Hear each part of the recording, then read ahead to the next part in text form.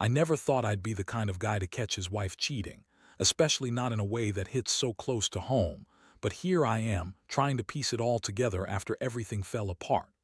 My name's Jake, and I've been married to Emily for about 8 years now. We're both in the military. She's an officer and I'm a maintenance tech. We've got 2 kids, a cozy little house on base, and for the most part I thought we had a decent life, even if it wasn't perfect. At least I thought that until about 2 months ago. Everything started feeling off. Emily became more distant, snapping at me over little things, staying late at work more often than usual. I brushed it off at first, thinking she was just stressed with her latest deployment or some bullshit like that. She's always been the bitchy type, sharp-tongued, quick to lie, and incredibly good at hiding her secrets. Still, I trusted her, or at least I wanted to. Then I noticed her phone. She'd always been pretty secretive about it, but now she was downright paranoid. She'd hide it even when she was just going to the bathroom. Sometimes I'd catch her in little lies about where she'd been or who she'd been talking to. Nothing concrete, just enough to make me suspicious. The weirdest thing was that she started wearing her ring on a different finger, like she was trying to hide something. What really made me suspicious, though, was the way she'd act after those support group meetings that she's supposed to attend. She'd come back exhausted but strangely secretive.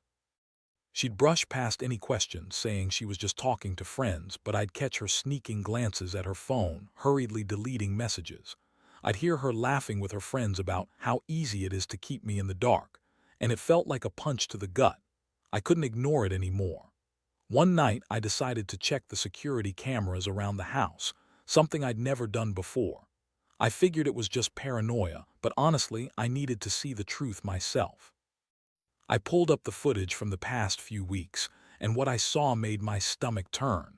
There, in the office she'd always claimed was just for work, was Emily meeting with someone. Not just someone, her deployment commander. Lieutenant Colonel Mark Davis. I recognized him immediately.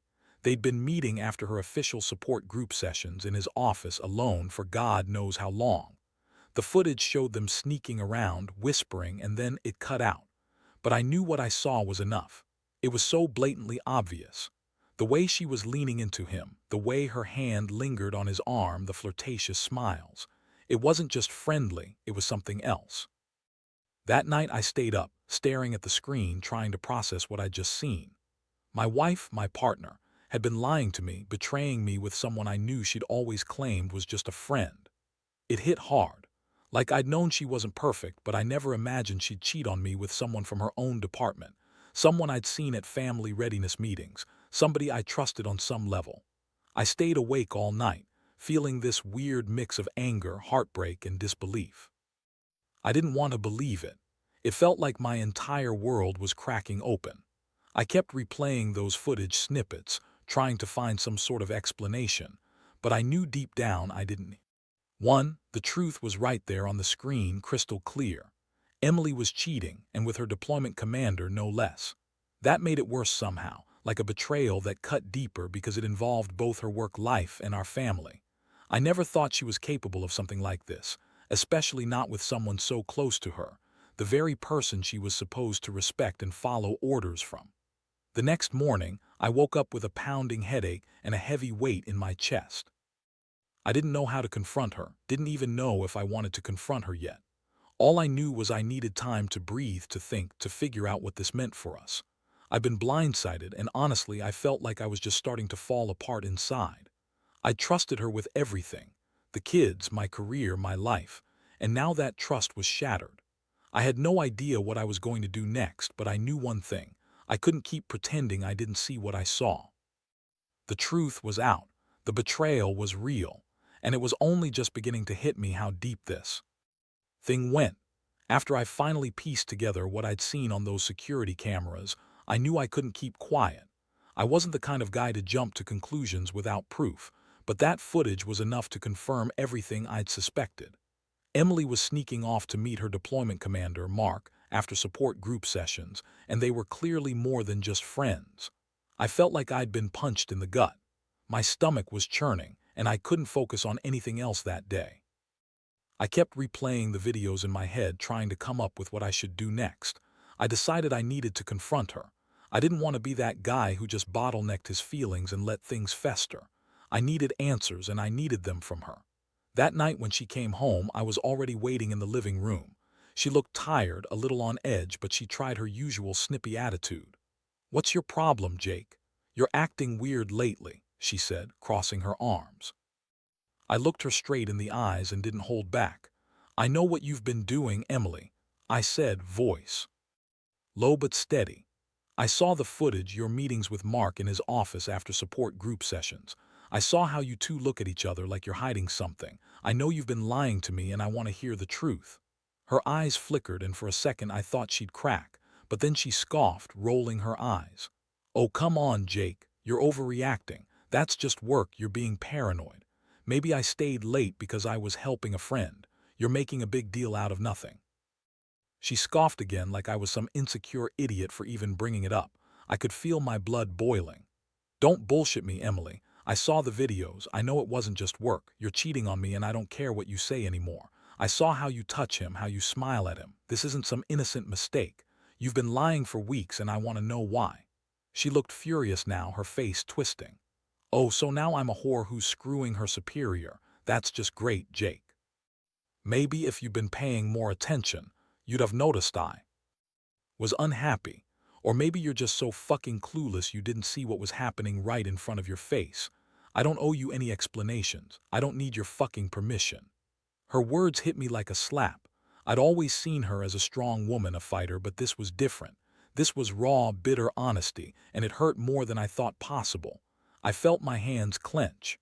My mind was racing, trying to process her accusations, her anger, her blatant lies. I wanted to lash out, to scream, but I knew that wouldn't get me anywhere. I just stood there, stunned, trying to hold myself together. That night, everything changed. I couldn't sleep, not after that confrontation. I kept replaying the scene in my head, the way she looked at him, the way she lied. I felt like my entire world was collapsing around me. I'd trusted her with my life, with my career, with our family, and she had been sneaking around behind my back. Worse, she'd lied to me so effortlessly, like she didn't think I deserved the truth. The next morning, I woke up more furious than ever. I realized I couldn't just sit around waiting for her to come clean or admit anything. I needed to get to the bottom of it. I started digging through her phone, her emails, even her social media accounts. I wanted to find out how long this had been going on, who else might be involved, and what kind of person I'd been married to all these years. What I found was shocking. She'd been messaging Mark almost every day, flirty comments, secret emojis, plans to meet up again. It was undeniable. The evidence was mounting, and I felt the rage boiling inside me. How could she do this? How could she betray everything we built? I was furious, but I also felt a deep, gnawing sadness. I'd lost respect for her, for what she'd become. It wasn't just about the infidelity anymore. It was about the betrayal of everything we once stood for. As I sat there, going through her messages, I knew I was about to make a decision. I couldn't stay silent anymore. I had to confront her again, but this time with everything laid out. I wasn't going to let her spin her stories or deny what was obvious. This was the end of whatever fragile trust we had left. I just didn't know how I was going to survive the fallout. The day I decided I was done pretending, I knew I had to come up with a plan. I couldn't just walk in and accuse her outright again, not without solid proof and a strategy. I was furious, yes, but I also needed to think clearly, something I'd learned from all the times I'd been in tough spots before in the military. If I was going to do this right, I had to be smart. I started gathering everything I could, screenshots of her messages, timestamps from the security footage, even her recent schedules. I wanted everything in one place, undeniable proof that she'd been lying and sneaking around. I also knew I had to think about the fallout. Emily was a tough woman, bitchy, yes, but also clever. She'd spin it, gaslight me, deny everything. She'd blame it on stress, on work, on whatever she thought would make her look innocent. That's why I wanted to be ready. I knew her too well. She thrived on control, on manipulating situations to her advantage. I had to be careful, but I also had to make sure she understood I wasn't backing down. I decided my best move was to set a trap. I waited until she was supposed to be at work, then I checked her phone again, looking for an opportunity to catch her in the act or at least get her to confess. I knew she'd try to hide her tracks, so I left my phone on record, capturing her voice and any possible slip-up. I also informed a trusted friend from the base, someone I could rely on if things went sideways. I told him I was planning to confront Emily and needed someone on standby just in case. When the day finally arrived, I was nervous but determined. I sat on the couch, pretending to be casual, but inside I was ready to blow the whole thing open. I called her home during her lunch break, knowing she'd be checking her messages or trying to sneak away. As soon as she answered, I started talking, casually at first. I brought up her recent messages, her meetings with Mark, everything I'd uncovered. I could hear her breath catch. Then she started lying again, insisting I was paranoid, accusing me of spying on her. I didn't let her get away with it. I told her I had proof and I'd show her what I had. She started to panic, her voice rising, trying to deny everything, but I pressed her, demanding the truth. That's when she snapped, yelling at me that I was overreacting, that I was jealous, insecure. She called me a fucking idiot for even doubting her, and then she hung up. That call was the turning point. I knew I couldn't keep playing her game. I had everything I needed, screenshots, videos, her own words. My decision was made. I was going to confront her face to face, and I wasn't going to hold back anymore. I wanted her to see just how much she'd betrayed me, how deeply she'd hurt our family. Later that evening, when she came home, I was already waiting in the living room with all the evidence spread out on the table. I looked at her coldly, and I could see the panic in her eyes. She tried to deny everything, to spin some bullshit about how I was crazy, but I cut her off. I told her I knew exactly what she'd been doing, and I wanted to hear her admit it. Her face turned red, her bitchy attitude slipping into something more desperate. "Fine," she spat out. "Yes, I cheated, happy now. It didn't mean anything. I was just overwhelmed. Mark's just a friend. It's nothing serious. You're overreacting as usual." Her words were like poison, and I could see right through her lies. She wasn't sorry. She was just trying to save her ass to keep the illusion alive. But I'd had enough. At that moment, everything shifted. The anger I'd been holding in boiled over. I felt a mixture of rage, heartbreak, and disgust. I realized I'd given her so many chances, and she'd thrown it back in my face. This wasn't just about the affair anymore. It was about respect, trust, and her blatant disregard for our vows. I couldn't keep pretending I didn't see who she really was, the bitchy, manipulative woman willing to betray everything for a secret fling. I knew then I had to decide what was next. Part of me wanted to tear everything apart, pack her bags, call her out in front of the kids, make her regret every lie. But another part, the more cautious part, knew I needed to sleep on it, to think about what I really wanted. I didn't want to act impulsively, not after all this damage. Still, I was done. Done pretending, done being a fool, done being her sucker. Whatever came next, I knew one thing for sure. I was not going to let her destroy me, not anymore. That night was the hardest I've ever gone through. After confronting Emily and seeing her admit everything, I felt like I'd been hit by a freight train. The rage was still simmering, but underneath that, there was a deep, aching disappointment. I'd always believed in her, in us. We built a life together, or so I thought. Now everything felt hollow. I couldn't sleep, my mind racing through every moment, every lie, every tiny detail I'd uncovered. The more I thought about it, the clearer it became that I'd been blind, completely blind to what was really happening behind my back. The betrayal felt like a punch to the gut, and I couldn't shake the feeling that my entire world was crumbling. I decided I needed to step back, get some clarity. I couldn't make any rash decisions right then. I needed to think about what I wanted, about what was best for me and the kids.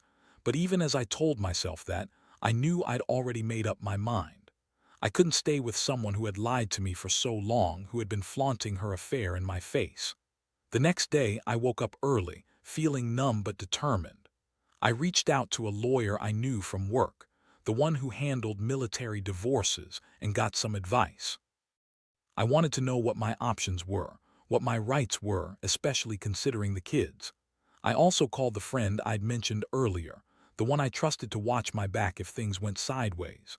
I told him I was planning to file for divorce, that I was done trying to salvage something that was clearly already broken beyond repair.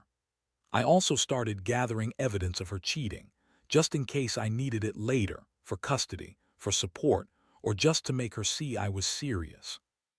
I printed out all the messages, saved the videos, and backed up everything on a secure drive. I figured I'd need it if she tried to lie her way out of this or spin some story to the judge. I didn't want to be blindsided again. I wanted to be ready.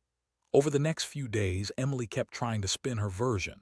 She was still bitchy, still calling me paranoid and insecure. She threw in a few tears, claiming she was sorry, but I knew better. Sorry wouldn't fix what she'd done. Sorry was just another manipulation, another way to get me to forgive her. I saw straight through her lies now. The woman I'd married was gone, replaced by someone I didn't recognize. She was a cheat, a liar, and worst of all, she didn't seem to care about the damage she'd caused. I kept my distance, not wanting to escalate things further. I stayed quiet, focused on the practical side of things, but I also knew I couldn't just ignore her anymore. I needed to have the final say. I decided to set a meeting with her, just me and her. No kids, no witnesses. I wanted her to hear how I really felt, to understand the full extent of her betrayal. I told her I wanted her to come clean, to tell me everything about her affair, how long it had been going on, whether she was involved with anyone else, and what she planned to do now. When she finally came over, her attitude was defiant. She sat across from me, arms crossed, trying to act like she was the queen of the world. Her words were bitter, her tone hostile.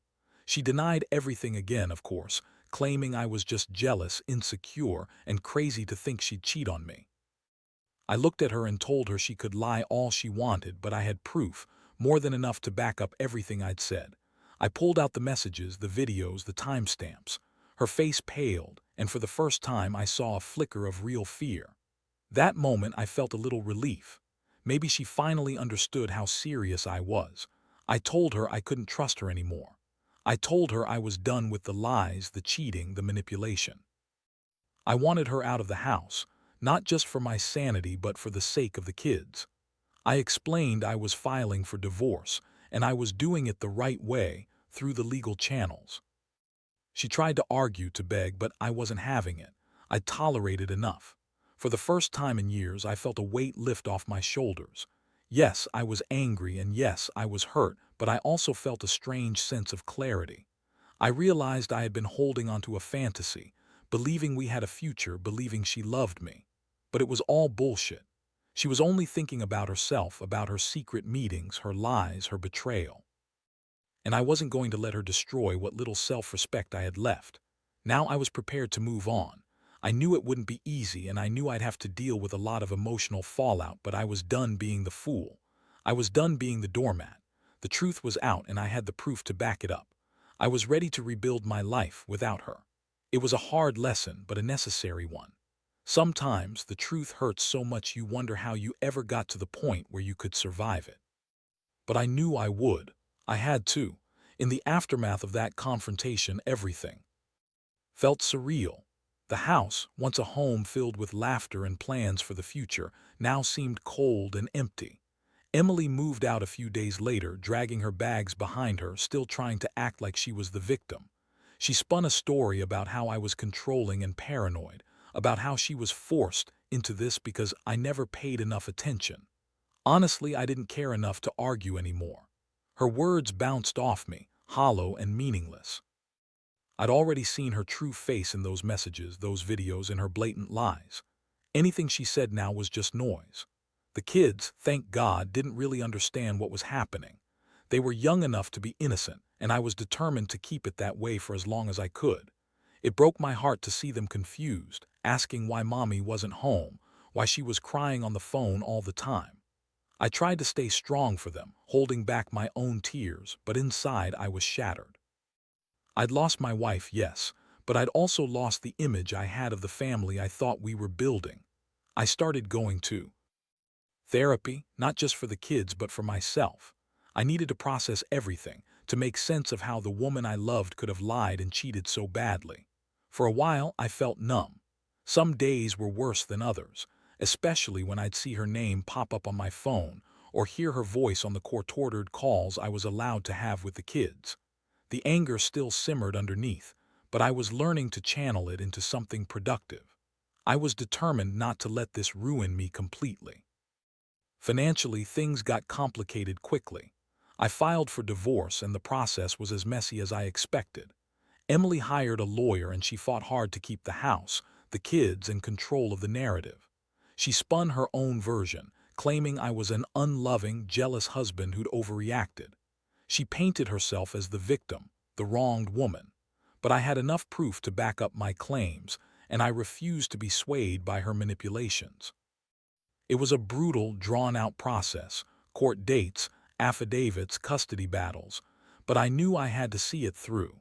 One thing that struck me was how quickly people's attitudes changed. I used to be the reliable husband, the guy everyone looked up to. Now I was the guy who'd been betrayed, who'd been blindsided by his own wife.